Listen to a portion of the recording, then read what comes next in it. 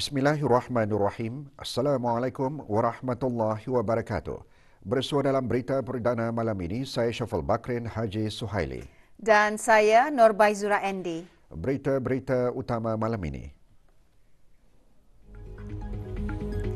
Kebawah Duli Yang Maha Mulia Paduka Seri Baginda Sultan dan Yang di-Pertuan Negara Brunei Darussalam bertitah menyarankan agar semua institusi pengajian tinggi patut menilai dan jika perlu menggubal semula kurikulum program masing-masing bagi mewajarkan semua ilmu yang diperolehi akan benar-benar dapat dimanfaatkan.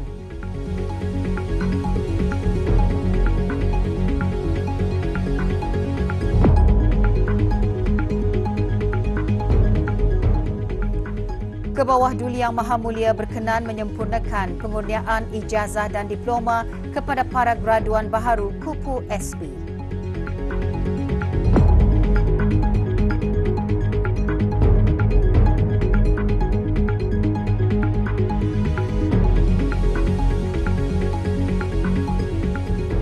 Kebawah Duli Yang Maha Mulia berkenan menghantar titah-titah perutusan tahniah sempena ulang tahun ke-73 pengasasan Republik Rakyat Cina.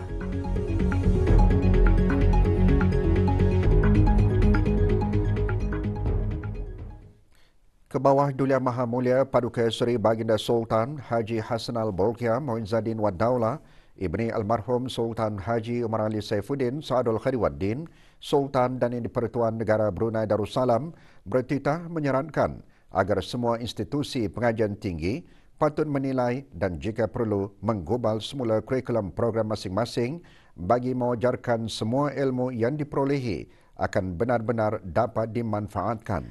Bertitah pada Majlis Convocation ke-12 Kolej Universiti Perguruan Ugama Seri Begawan KUPU SB pagi tadi, Kebawah Duli Yang Maha Mulia menekankan selaku institusi perguruan KUPU SB perlu terlibat untuk memberikan kursus-kursus atau latihan-latihan pemantapan syakhsiah dan pedagogi kepada guru-guru supaya setiap pengajaran dan pembelajaran mempunyai nilai-nilai ibadat dan amal soleh.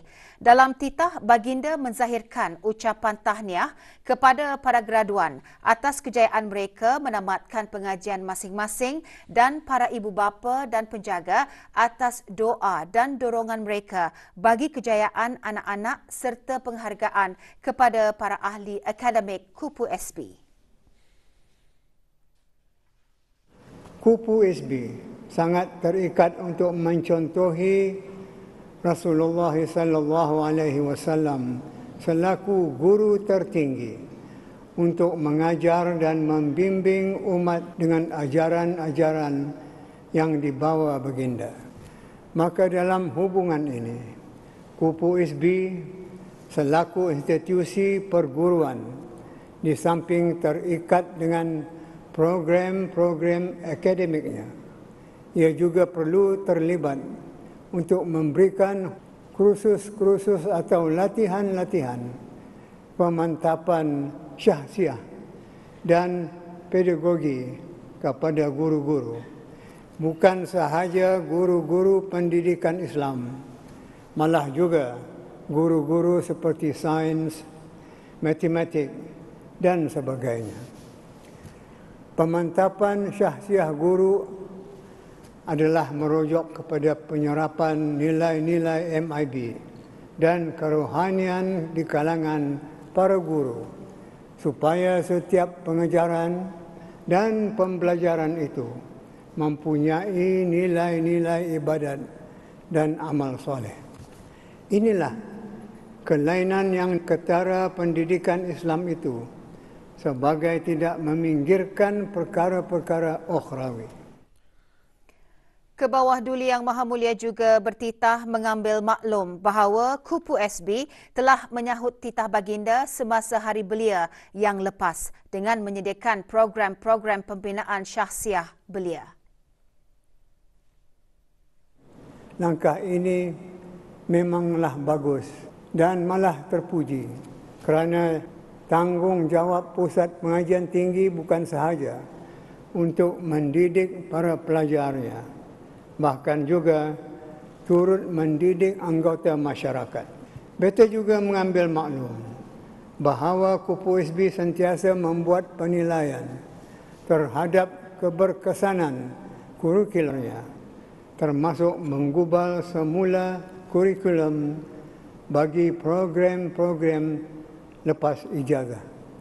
Ini dibuat supaya para siswa dan siswi peringkat sarjana dan doktor falsafah mampu untuk berbincang dan berhujah menyelesaikan isu-isu terkini berdasarkan Al-Quran dan Al-Hadis.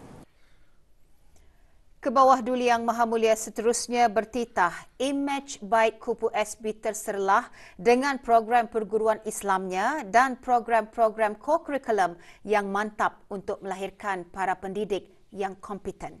Mengenai langkah Kupu SB yang sentiasa membuat penilaian terhadap keberkesanan kurikulumnya, Kebawah Duli Yang Maha Mulia menyarankan supaya semua institusi pengajian tinggi patut menilai dan jika perlu menggubal semula kurikulum program masing-masing bagi mengajarkan semua ilmu yang diperolehi akan benar-benar dapat dimanfaatkan bukan sahaja bagi diri sendiri, malahan juga untuk memenuhi keperluan negara.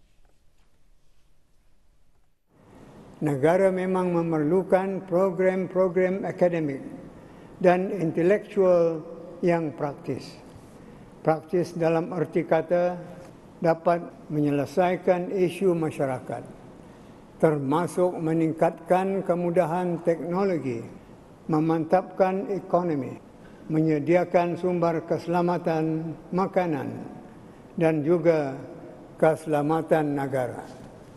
BT juga mengambil ingatan bahawa Kupu SB sedang mengendalikan bengkel-bengkel pengajaran bahasa Arab bagi guru-guru agama yang sebelum ini juga menganjurkan kursus-kursus yang dinamakan sebagai Lughah Al-Muallim atau bahasa guru.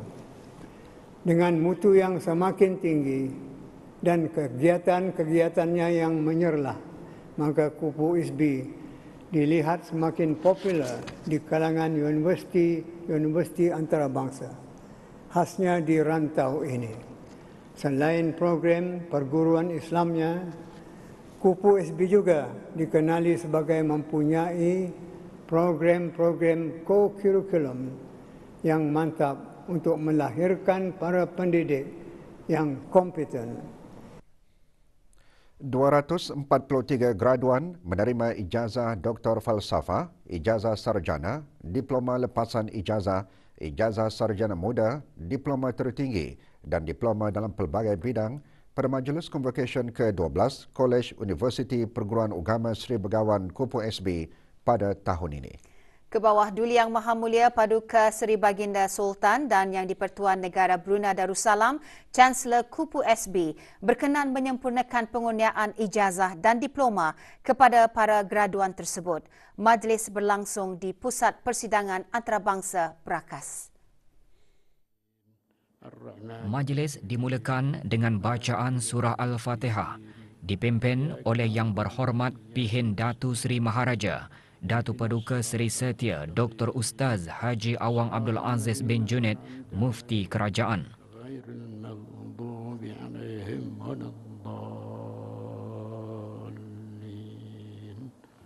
Keberangkatan ke bawah Duli Yang Maha Mulia dijunjung oleh Yang Berhormat Pihin Udana Khatib Datu Paduka Seri Setia Ustaz Haji Awang Badarudin bin Pengarah Datu Paduka Haji Awang Osman, Menteri Hal Ehwal Agama, dan Dr. Haji Adnan bin Haji Basar, Rais Kupu SB.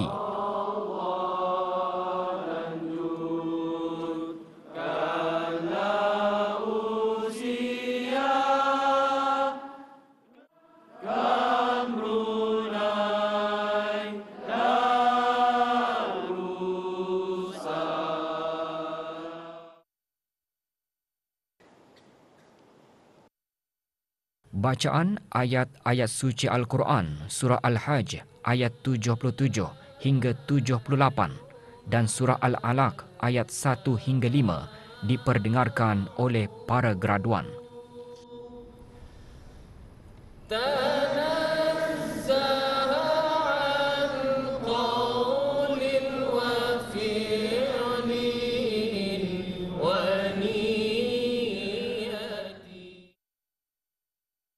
Rais Kupu SB dalam sembah alu-aluan antara lain menyembahkan mengenai penubuhan Fakulti Pendidikan Sains Kemasyarakatan yang memulakan fungsinya dengan menyelenggarakan beberapa kursus. Fakulti ini juga sudah merancang untuk menawarkan program-program baru, seminar, nadi atau kelab serta penyelidikan beberapa bidang yang insya-Allah akan dapat membantu meningkatkan jati diri pelajar, keusahawanan dan pembangunan negara. Daulat ke bawah duli Tuan Patik. Daulat ke bawah duli Tuan Patik. Daulat ke bawah duli Tuan Patik. Kebawah Duli Yang Maha Mulia bertitah menyempurnakan pengurniaan ijazah kepada para graduan. Bismillahirrahmanirrahim. Dengan kuasa yang ada pada beta, maka beta kurniakan ijazah dan diploma kepada tiap-tiap graduan yang nama mereka disenaraikan dalam buku convocation. Allahu Akbar. Allahu Akbar. Allahu Akbar. Allahu Akbar. Allahu Akbar. Allahu Akbar walillahil hamd. Allahu Akbar walillahil hamd. Daripada 243 orang graduan, 2 graduan menerima ijazah Doktor Falsafah, 5 graduan menerima ijazah sarjana, 50 graduan menerima diploma perguruan agama lepasan ijazah, 80 graduan menerima ijazah sarjana muda, 76 orang menerima diploma tertinggi perguruan agama dan 30 graduan menerima diploma. Penubuhan Fakulti Pendidikan Sains Kemasyarakatan Kupu SB berfungsi dalam menawarkan kursus-kursus teras universiti. Antara program yang ditawarkan, program ijazah Doktor Falsafah Perguruan Agama dalam bidang sejarah dan tamadun. Doa selamat dibacakan oleh Mufti Kerajaan. Rabbana atina fid dunya hasanah wa fil akhirati hasanah wa qina adzabannar. وصلى الله وسلم على سيدنا ومولانا محمد وعلى آله وصحبه وسلم والحمد لله رب العالمين.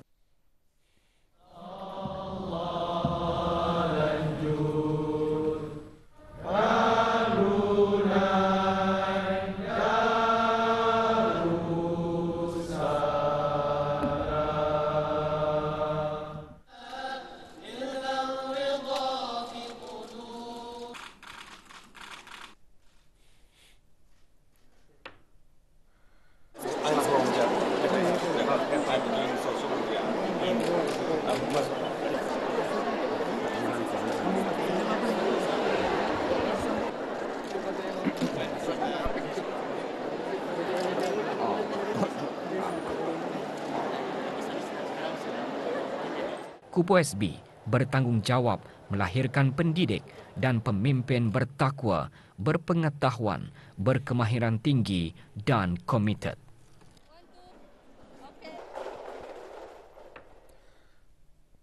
Hari ini menjadi detik manis bagi graduan Kupu SB dan ibu bapa mereka dengan berlangsungnya Majlis Convocation ke-12 Kupu SB. Kejayaan tersebut selaras dengan salah satu matlaman Wawasan Brunei 2035 untuk melahirkan rakyat yang berpendidikan tinggi.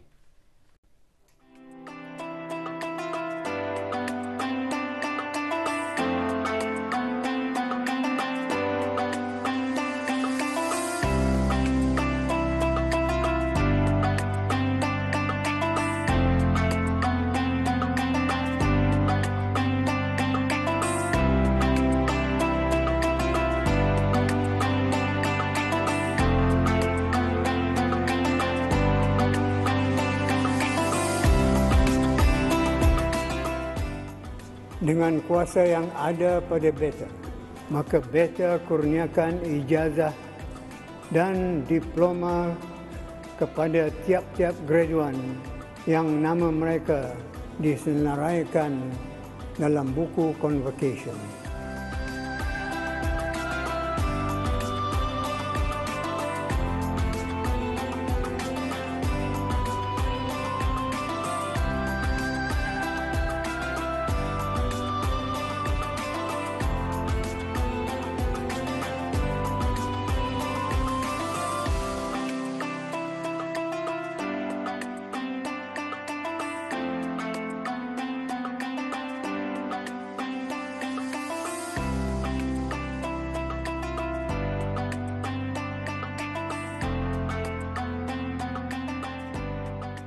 Beta Sukacita mengucapkan setinggi-tinggi tahniah kepada para graduan di atas kejayaan mereka menamatkan pengajian masing-masing.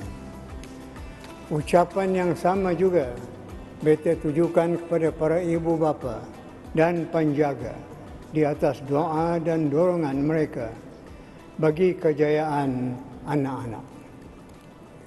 Di samping itu, setinggi-tinggi penghargaan juga kepada para ahli akademik Kupu SB yang telah memberikan bimbingan dedikasi kepada para graduan.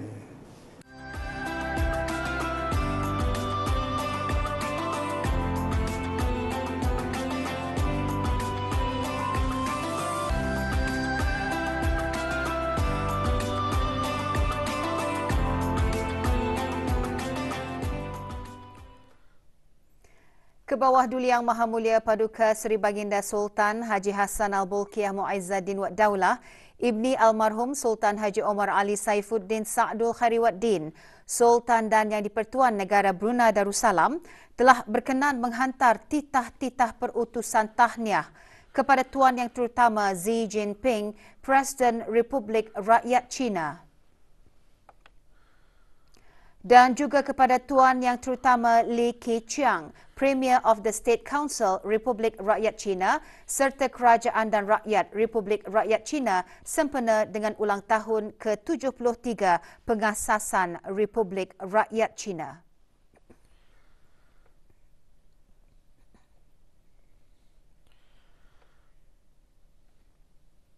Status harian normal baharu COVID-19.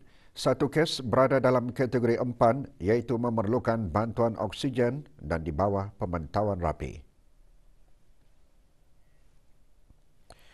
Kementerian Kesihatan memaklumkan 270 kes dilaporkan sembuh hari ini.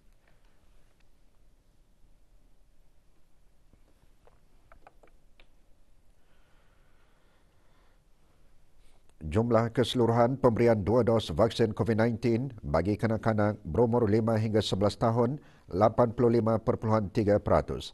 Bagi remaja berumur 12 hingga 17 tahun yang mendapat 3 dos vaksin 61.5%.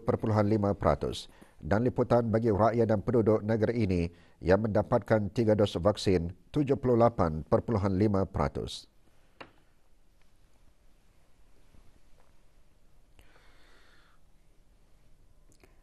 Sebagai usaha meningkatkan lagi tahap dan kualiti perkhidmatan, infrastruktur serta inovasi teknologi ke rumah-rumah di negara ini, pagi tadi diadakan Majlis Penandatanganan Perjanjian Sistem Meter Pintar Bergabung SMSA dan Kenyataan Kerja SOW. Majlis penandatanganan yang berlangsung di Kementerian Kewangan dan Ekonomi itu disaksikan oleh Yang Berhormat Pihin Datuk Laila Raja Meja Jeneral Bersara Datuk Perke Seri Haji Aung Halbi bin Haji Muhammad Yusof, Menteri di Jabatan Perdana Menteri.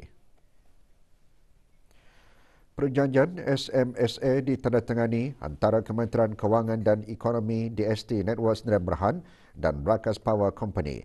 Manakala penandatanganan SOW pula adalah antara Jabatan Perkhidmatan Elektrik, Jabatan Perkhidmatan Air dan Brakas Power Company dengan DST Network Sdn Bhd.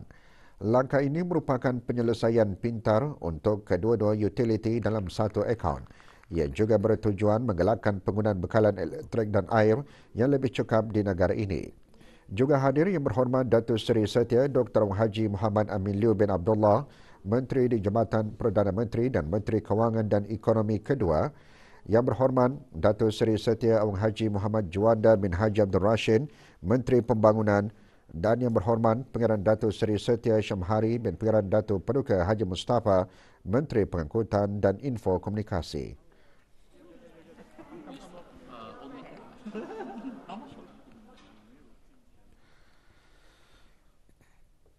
Segala ilmu, pengalaman dan kenangan di sepanjang perkhidmatan para pesara yang pernah berkhidmat di Kementerian Hal Ehwal Dalam Negeri dan jabatan-jabatan di bawahnya akan terus digunakan dan dijadikan panduan berguna bagi pelapis-pelapis yang masih berkhidmat. Perkara tersebut dinyatakan oleh Setiausaha Tetap Keselamatan dan Kesejahteraan Kementerian Hal Ehwal Dalam Negeri pagi tadi di Majlis Penyampaian Sijil Persaraan dan Penghargaan.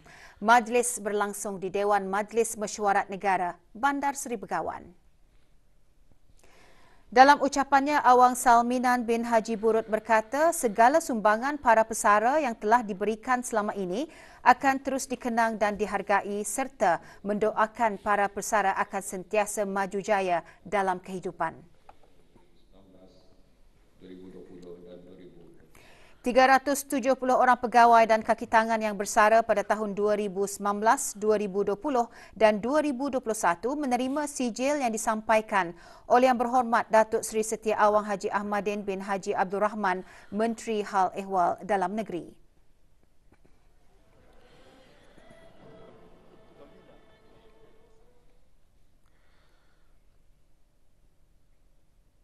Dalam mempromosikan pengesanan awal dan intervensi kanser payudara melalui pendidikan, Pusat Kanser Brunei Pantai Jerudong Specialist Centre PJSC pagi tadi melancarkan kempen Bulan Kesedaran Kanser Payudara.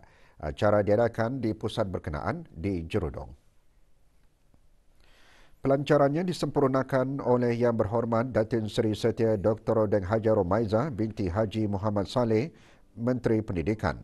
Acara diselajurkan dengan penyerahan sijil penghargaan kepada para penaja serta perbincangan mengenai kanser payudara yang antara lain menekankan kepentingan mengekalkan gaya hidup sihat.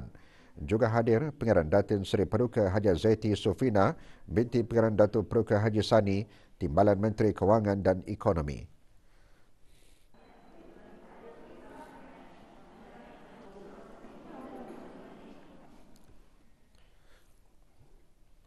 Menurut kiraan awal jumlah penduduk bagi banci penduduk dan perumahan 2021, warga emas yang berumur 60 tahun ke atas merangkumi 10.1% daripada jumlah rakyat dan penduduk di negara Brunei Darussalam.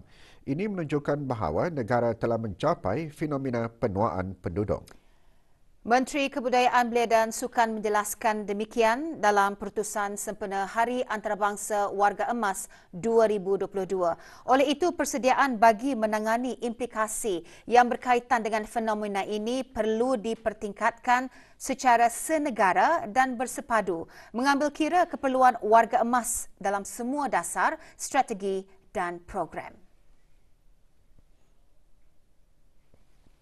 Menurut Yang Berhormat Datuk Seri Setia Awang Haji Nazmi bin Haji Muhammad lagi, ke arah ini negara Brunei Darussalam memberikan keutamaan terhadap pembangunan, kebajikan dan kesejahteraan warga emas melalui Pelan Tindakan Warga Emas di bawah Majlis Kebangsaan Isu Sosial. Satu pelan tindakan baharu digariskan dengan memfokuskan strategi penuaan yang berjaya. Tema sambutan tahun ini, Daya Tahan dan Sumbangan Warga Emas Wanita. Menjurus kepada tema ini, strategi penuaan yang berjaya juga akan mengambil kira keperluan warga emas wanita secara inklusif. Sambutan bertujuan untuk meningkatkan kesedaran orang ramai terhadap penduduk warga emas yang semakin meningkat di negara ini, di samping keperluan untuk memastikan setiap warga negara ini berpeluang untuk mencapai umur tua dengan bermaruah. Pada masa yang sama, masyarakat hendaklah sentiasa peka terhadap golongan warga emas yang memerlukan penjagaan disebabkan terlantar atau uzur, tinggal bersendirian atau sebatang kara dan juga warga emas yang menghidap demensia.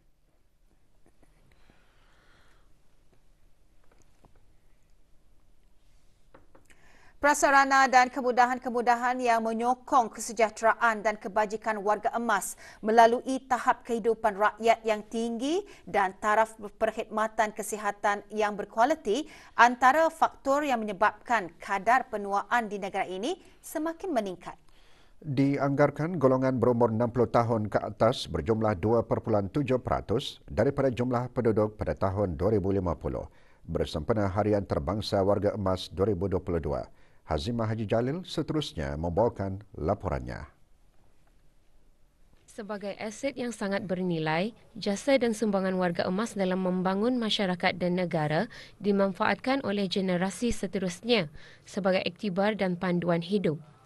Selaras dengan objektif Pelan Tindakan Warga Emas, Kerajaan ke bawah Duli Yang Maha Mulia dengan sokongan padu sektor swasta dan bukan kerajaan terus menitik beratkan jaminan kebajikan dan kesejahteraan golongan warga emas. Penubuhan pusat-pusat kegiatan warga emas di setiap daerah dihasrat untuk menggalakkan golongan ini untuk lebih bergiat aktif dalam program keagamaan, aktiviti sosial dan pembangunan. Banyak manfaat yang dapat diperolehi sepertinya dapat menghalusi bacaan Al-Quran dan dapat lagi mempelajari dikir Brunei dan Syaratul Anam. Di sini ada satu aktiviti yang dijalankan sepanjang mingguan. Jadi kita ni ada berbuat sesuatu, ada kebaikan lah sepanjang aktiviti yang dibuat di sini. Sejak endemik COVID-19, nampaknya segala kegiatan harian dari sehari ke sehari telah meningkat. Di pusat ini warga emas yang berdaftar lebih kurang 5 ke 600 orang. Golongan warga emas bukan sahaja berupaya menyesuaikan diri dengan penggunaan teknologi tetapi juga mengambil inisiatif sendiri untuk memaksimalkan penggunaan teknologi digital untuk melaksanakan pelbagai aktiviti yang bermanfaat. Bermacam-macam inisiatif diatur oleh berbagai pihak di negara Ketengan ini bagi menjaga kebajikan warga emas. Menyediakan perubatan percuma kepada rakyat. Kalau indak perubatan itu dapat dibuat di sini, pesakit biasanya dihantar ke luar negara. Apa yang turut membanggakan, semangat masyarakat di negara ini terutama yang golongan belia dalam memeduli warga emas dengan memastikan kesejahteraan hidup mereka menuju ke arah pencapaian wawasan negara 2035. Kita sebagai orang muda perlulah peka dengan situasi macam mana inilah orang warga tua, kerana nanti suatu hari nanti kita akan menjadi warga emas juga. Bantulah mereka selagi kita boleh lah. Ketani perlulah menghargai warga emas kerana mereka adalah model dan contoh yang perlu kita ikuti kerana mereka mempunyai pengalaman yang lebih lama daripada kita ni. Juga bersempena Hari Antarabangsa Warga Emas, kumpulan Buzzing Bees dengan kerjasama restoran Da Tang pagi tadi mengadakan majlis penyerahan 2 buah kerusi roda kepada Hospital Raja Isteri Pengeran Anak Saleha. Sumbangan diserahkan kepada Dr. Haji Muhammad Nur Hasunuddin bin Kelali, penguasa perubatan hospital berkenaan. Kumpulan Buzzing Bees adalah sebuah pertubuhan sukarelawan yang bertujuan membantu mereka yang kurang berkemampuan serta mengelinga warga emas yang memerlukan dengan inisiatif menghulurkan bantuan menerusi pelbagai aktiviti berkebajikan.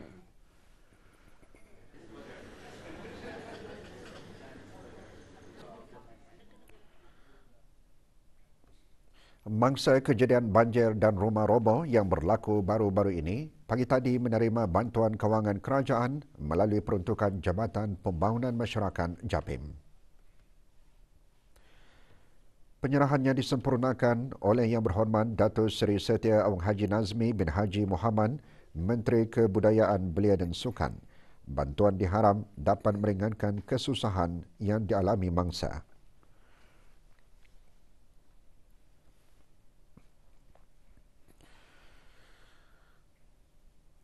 Jabatan Perdana Menteri dan jabatan-jabatan di bawahnya meneruskan lagi Majlis Dikir Syarafil Anam sempena sambutan Maulud Nabi Muhammad sallallahu alaihi wasallam di Kampung Masjid Labu Estate, daerah Temburong lewat petang kemarin.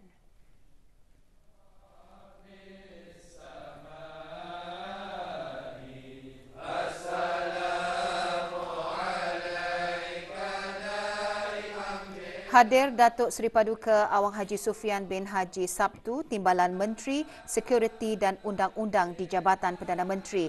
Juga hadir Datuk Seri Paduka Awang Haji Mak Setejo bin Sokiau, Timbalan Menteri Jabatan Tenaga di Jabatan Perdana Menteri, dan Datuk Seri Paduka Awang Muhammad Reza bin Datuk Paduka Haji Muhammad Yunus, Timbalan Menteri Urus Tadbir Perkhidmatan Awam di Jabatan Perdana Menteri.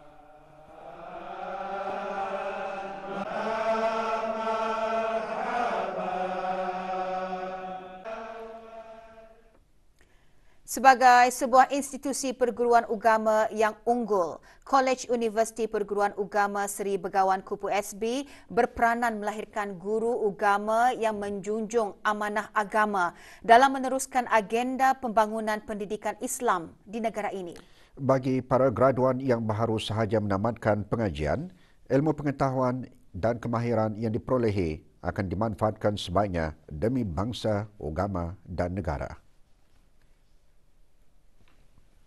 Semua ilmu itu bukan setakatnya orang untuk kami lulus dalam peperiksaan, tapi ia satu amanah yang berat untuk kami sebab ilmu itu tah yang kami nanti gunakan memberikan ilmu-ilmu yang telah dipelajari di Kupu SB kepada guru-guru dan juga kepada murid-murid demi untuk mencapai lagi pelajaran dan pembelajaran, mempraktikkan dan menyebarluaskan lagi tentang pengajaran Al-Quran, insyaAllah, demi menyahut seruan ke bawah Duli Yang Maha Mulia. Bagi saya, rahsia dalam mencapai kejayaan saya pada hari ini iaitu saya percaya ianya adalah berkat doa seorang ibu, iaitu ibu saya, dan juga sokongan keluarga. Alhamdulillah, cabaran ini dapat diatasi dengan adanya sokongan daripada suami dan anak-anak, sehingga saya berjaya menamatkan pengajian pada tahun ini.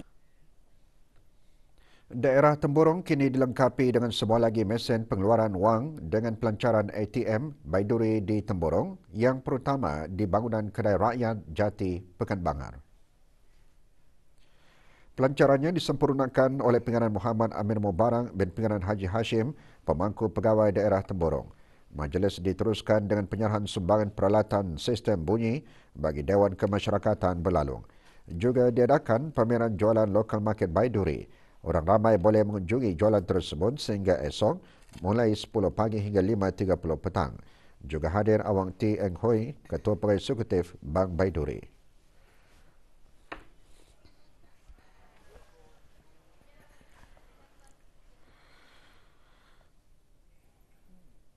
Sempena sambutan Bulan Bahasa 2022, Dewan Bahasa dan Pustaka mengadakan bengkel metodologi penyelidikan budaya. Perasmiannya berlangsung pagi tadi di Dewan Bahasa dan Pustaka Berakas. Awang Suib bin Haji Abdul Wahab, pemangku pengarah Dewan Bahasa dan Pustaka, dalam ucapannya berkata kebudayaan merupakan satu komponen penting yang menjadi tonggak peradaban membentuk identiti bangsa. Unsur-unsur budaya akan dikhawatiri mengalami kepunahan jika tidak digali dan diwariskan daripada satu generasi kepada generasi penerus. Bengkel dibimbing oleh Profesor Madya Dr. Haji Hashim bin Haji Abdul Hamid, Elit Budaya. Bengkel 5 diungkayahkan oleh Bahagian Penyelidikan, Dokumentasi dan Pengiktirafan Dewan Bahasa dan Pustaka. Penyelidikan mana-mana pun penyelidikan. Pelbagai jenis buah-buahan tempatan ditawarkan di Tamu Musim Buah-buahan Tempatan yang berlangsung di Labulicious Farm, Kemajuan Pertanian Luar Bandar, Kampung Berimbun di daerah Tutong. Lebih 20 pengusaha tempatan menyertai jualan yang mengetengahkan buah-buahan tempatan, antaranya buah durian, rambutan dan taram. Dianjurkan oleh Majlis Perundingan Kampung Berimbun dan Kuala Ungar, penganjurannya antara lain bertujuan mempromosikan buah-buahan tempatan di samping membuka peluang perniagaan kepada pengusaha muda. Gerai dibuka sehingga esok bermula jam 7 pagi hingga 5 petang.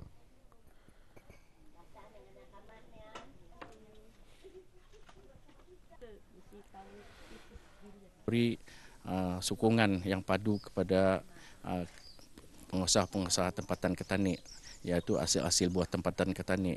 Kalau indah Ketani, siapa lagi yang memberigakan ataupun membeli belah selain daripada buah-buah yang datang daripada luar negara. Dan sekaligus juga buah tempatan Ketanian ini adalah kualiti yang bagus juga berbanding dengan kualiti-kualiti buah daripada luar negara. Cabaran 20 bilion langkah bersama atau 20 Billion Steps Together Challenge di bawah inisiatif BN On The Move bermula hari ini sehingga hujung tahun ini. Kempen tersebut dilanjutkan berikutan kejayaan cabaran 1 bilion langkah bersama pada bulan Ogos lalu. Sepanjang berlangsungnya kempen berkenaan selama 3 bulan, para peserta dapat menjejak langkah masing-masing melalui aplikasi BruHealth. Pelbagai hadiah turut ditawarkan bagi peserta yang menyertai inisiatif BN on the Move melalui pelbagai cabaran yang dianjurkan oleh Kementerian Kesihatan. Maklumat mengenai cabaran-cabaran tersebut boleh diperolehi menerusi aplikasi BruHealth. Sementara itu, esok Kementerian Kesihatan mengalu-alukan penyertaan orang ramai dalam acara Brunei Run semasa program Bandar Kuchria di Taman Haji Semuda Omar Ali Saifuddin, Bandar Seri Begawan. Diadakan bersempena sambutan Hari Jantung Sedunia, acara tersebut turut menyokong inisiatif BN on the Move, khususnya cabaran 20 bilion langkah bersama.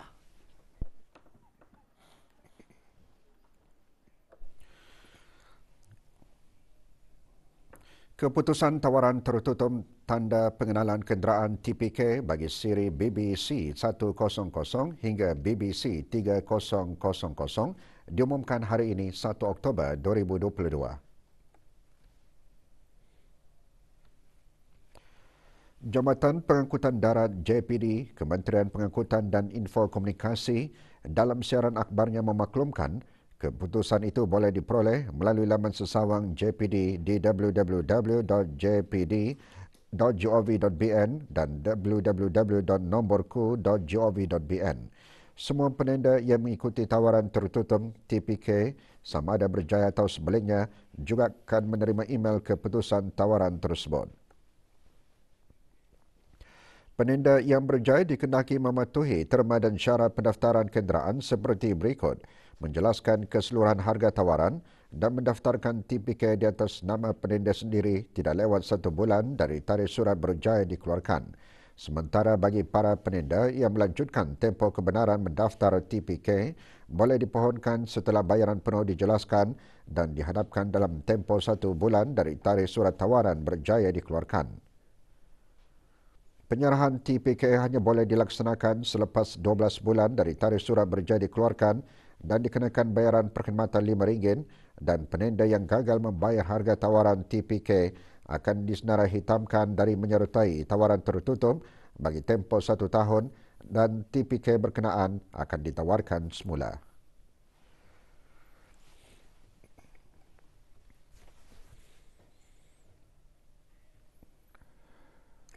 Orang awam atau mana-mana syarikat diingatkan untuk sentiasa menjaga kebersihan dan mengamalkan sifat bertanggungjawab terhadap kebersihan alam sekitar.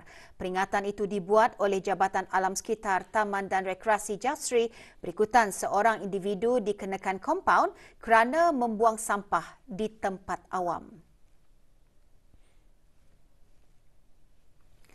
Muhammad Hemayat Udin dikenakan denda RM500 melakukan kesalahan melanggar bab 12-1 di bawah Akta Kesalahan-Kesalahan Miscellaneous Penggal 30 iaitu kesalahan membuang sampah di tempat awam di kawasan Jalan Masuk Pantai Meragang.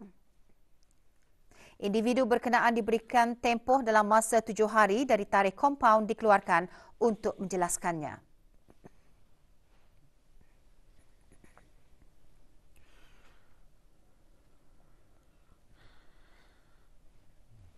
Seorang lelaki warga negara Bangladesh dilaporkan lari daripada majikan. Sebarang maklumat mengenai Sadam, pemegang nombor pasport EH052348, hubungi Polis Sengkurung di talian 2661-334 atau talian kecemasan Polis 993 atau mana-mana balai polis yang berdekatan.